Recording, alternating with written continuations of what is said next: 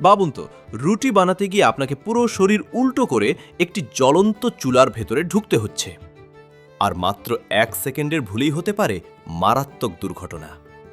অবিশ্বাস্য হলেও আর্মেনিয়ার বিখ্যাত লাভাশ রুটি তৈরির সময় এমন দৃশ্য প্রতিদিনই দেখা যায়।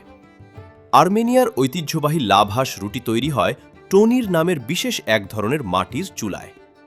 এই চুলা অনেকটা কূপের মতো গভীর এবং এর ভেতরের তাপমাত্রা 400 ডিগ্রি সেলসিয়াসেরও বেশি হতে পারে।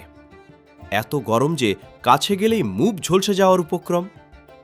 রুটি তৈরির জন্য প্রথমে ময়দার খামির খুব পাতলা করে বেলা হয়। এরপর সেটিকে একটি নরম কুশনের মতো প্যাডের ওপর রাখা হয়। এখন শুরু হয় সবচেয়ে বিপজ্জনক অংশ। বেকারকে চুলার মুখের ওপর ঝুঁকে প্রায় অর্ধেক শরীর ভেতরে ঢুকিয়ে রুটিটিকে চুলার দেয়ালে আটকে দিতে হয়। দূর থেকে দেখলে মনে হয় মানুষটি যেন আগুনের কুয়ায় পড়ে যাচ্ছে, কিন্তু বছরের পর বছর অনুশীলনের কারণে তারা নিখুঁতভাবে কাজটি করতে পারেন। তবুও সামান্য ভারসাম্য হারালেই বড় দুর্ঘটনা ঘটতে পারে। আরও অবাক করা বিষয় হল, রুটিটি দেয়ালে লাগানোর পর মাত্র 30 থেকে 60 সেকেন্ডের মধ্যেই সেকে যায়।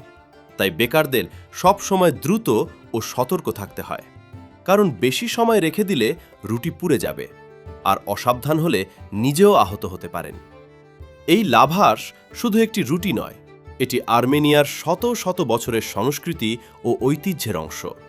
এতটাই গুরুত্বপূর্ণ যে 2014 সালে ইউনেস্কো এই লাভাশ তৈরির ঐতিহ্যকে বিশ্ব সাংস্কৃতিক ঐতিহ্যের তালিকায় অন্তর্ভুক্ত করেছে।